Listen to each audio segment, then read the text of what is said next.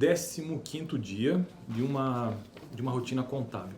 Então, estou construindo aqui no canal esta playlist de prática contábil, estou nos primeiros vídeos, talvez os primeiros 50 ou 60 vídeos, apenas trazendo um breve relato oral aqui do que eu vivenciei enquanto estive trabalhando no escritório de contabilidade. Eu estagiei no escritório de contabilidade, literalmente, mesmo depois de formado e mesmo já tendo possibilidade de solicitar o registro junto ao CRC, eu procurei um contador e pedi para que eu trabalhasse apenas para eu poder aprender. Então eu frequentei esse escritório 2 vezes por semana, no máximo, entre 1 e 2 vezes por semana por meio período, apenas para eu ter uma noção. E fiquei por lá, contei cada ida minha até esse escritório, eu contei como uma única vez. Então eu estive nesse escritório por 50 vezes. Então por isso que este meu relato de hoje é o relato do 15º dia que lá estive nesse escritório. Ele aconteceu, esta ida ao escritório aconteceu no dia 19/5/2023. Então, como eu não poderia e nem é permitido, eu não podia registrar lá no dia o que eu estava fazendo. Então, o que eu fiz com a autorização do contador? Sempre fui relatando tudo que eu estava vendo durante a minha estadia ali naquele escritório. Então, aqui está o relato do 15º dia, como eu fiz, tá vendo? Tudo que eu vi neste dia. E hoje o que eu vou fazer é apenas fazer a leitura e tentar descrever isso, né? Este vídeo ficará um pouco longo porque temos vários conteúdos aqui. Então, 15º dia aconteceu no dia 19/5/2023. E, primeiramente, eu continuei com a escrituração das notas fiscais de entrada, foram 200 lançamentos, e eu terminei. Os lançamentos que eu fiz, basicamente, foram débito, custo de mercadoria vendida ou custo de produto vendido, e crédito em fornecedor. Isso foi lá do 14º dia, né, onde eu fiz as notas fiscais de entrada. Notas fiscais de entrada, você tem que pensar assim, mas por que de entrada não deveria ser de venda? Não, a entrada é o fornecedor, porque imagine que um processo produtivo ele tem uma entrada, um processo de transformação e uma saída. Então, a entrada é sempre aquilo onde inicia o processo de produção de uma empresa. Neste caso, que notas fiscais de entrada são aquelas relacionadas a fornecedor. Uma empresa só existe, ela só tem um produto final acabado, uma saída, porque teve um processo de transformação, mas antes você teve uma entrada. É por isso que notas fiscais de entrada, que vem dos fornecedores para entrar no processo produtivo, ser transformado e ter um processo de saída, que aí sim serão as notas fiscais de saída, que são as vendas. Então, isto já tratei no vídeo passado, 14º dia. Vamos ver então, se eu lembro, né? O que eu fiz nesse 15º dia? Falta o reconhecimento das movimentações financeiras, conciliação, tá? Etapas feitas até agora, eu estava fazendo a contabilidade. Deixa eu só mencionar isso aqui. Quando eu trabalhei no escritório, eu apenas trabalhei na área contábil, ou seja, na escrituração contábil. O famoso débito e crédito, que é a base de todo escritório. Não trabalhei na folha de pagamento, não trabalhei no fiscal, em outras áreas também não. Apenas na contabilidade. Então, o famoso débito e crédito, utilizando as notas e os dados iniciais. Etapas feitas até agora da escrituração total dessa empresa, que no caso era uma pamonharia. Então, fiz a escrituração do faturamento até esse 15º dia, fiz a escrituração dos custos e fornecedores, fiz a escrituração dos tributos e fiz a escrituração da folha de pagamento. Já fiz bastante coisa até aqui, né? Faltam o quê? Movimentações financeiras, conciliação final, encerramento e emissão do livro diário. Vamos ver aqui. Primeiro passo, então, emitir o balanço de verificação. Tá, deixa eu ver. Fiz até aqui todos os lançamentos sem integração, pois fiz pelo regime de competência para 4 anos. Então, eu gastei muitos dias fazendo essas movimentações, esses lançamentos contábeis, por conta que eu fiz retroativo 2020, 2021, 2022 e 2023. Isso é permitido, né? Então, eu não fiz integração, apenas fiz os lançamentos utilizando os dados, nesse caso, que notas, enfim, o que fosse necessário. Então, eu iniciei a escrituração pelo regime de caixa, porque até então eu fiz apenas por regime de competência, né?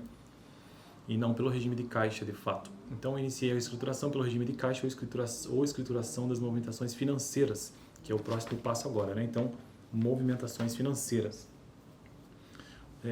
Movimentação financeira contra a caixa de todos os lançamentos feitos até agora da competência. Então, tudo que eu fiz de lançamento contábil pelo regime de competência, ou seja, estruturação do faturamento, custo, fornecedor, tributo, folha de pagamento, tudo isso agora eu precisaria repetir, mas agora do ponto de vista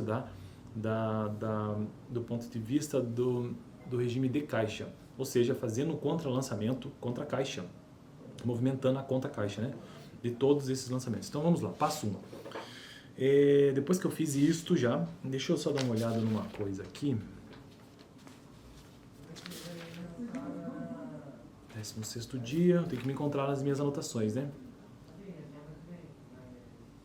Então esta é a minha anotação básica, que eu fiz todos os lançamentos, repeti todos os lançamentos, movimentando agora a conta caixa, só que eu estou tentando encontrar onde é que está o lançamento em si. Ah tá, na verdade eu fiz isso no 16º dia, eu continuei, eu vou deixar isso para o próximo vídeo, mas só para adiantar aqui, o que eu mais movimentei de conta contábil é débito em caixa e crédito na conta equivalente lá daquela que eu já fiz as movimentações, tanto de faturamento, custo, fornecedores, tributos, folha de pagamento, né? Mas no caso eu poderia debitar no caixa e creditar nos clientes a receber, por exemplo. Ou neste caso aqui, deixa eu ver. Quando eu tratei de clientes a receber, né? Mas se fosse fornecedor ou tributos ou folha de pagamento, aí seria diferente. Neste caso aqui é no faturamento, né? É no faturamento, por isso que tem essa movimentação. Mas se fosse um fornecedor, seria o contrário. É no regime de caixa. Mas isso eu vou deixar para o próximo vídeo, tá? Porque essa é uma rotina do próximo vídeo. O fato é que neste 15º dia apenas constatei que é isso que eu estava fazendo, que eu estava para começar a fazer. Então, a movimentação financeira com caixa. Depois disso, eu tenho anotado aqui alguns passos que vêm na sequência, na verdade. Eu não sei porque eu deixei nessa folha, mas que vem bem na sequência. Depois que se faz a movimentação financeira, se faz uma conciliação final, um encerramento e o livro diário, né? Mas aqui, por alguma razão, eu tive que fazer, deixa eu me lembrar, acho que o contador pediu para eu fazer uma verificação antes de começar a mexer na conta caixa, ele pediu para emitir um balancete de verificação. E aí eu tenho um passo a passo aqui, ó, relatórios, só o caminho isso é uma coisa que você que vai trabalhar no escritório tem que saber, esses caminhos todos, né, para encontrar determinados documentos nos programas. Então, no meu caso aqui, relatórios, balancete, selecionei a pamonharia, digitei no programa ali a data inicial, a data final, tab, coloquei os códigos necessários e visualizei em vídeo. Essa visualização em vídeo eu tive que fazer por quê? Para verificar se o ativo e o passivo e resultados batem, antes de começar a trabalhar as movimentações financeiras, agora eu lembrei. Então o ativo menos passivo tem que apresentar o mesmo resultado lá do exercício. Ativo menos passivo, resultado do exercício. E eu fiz essa conferência, né?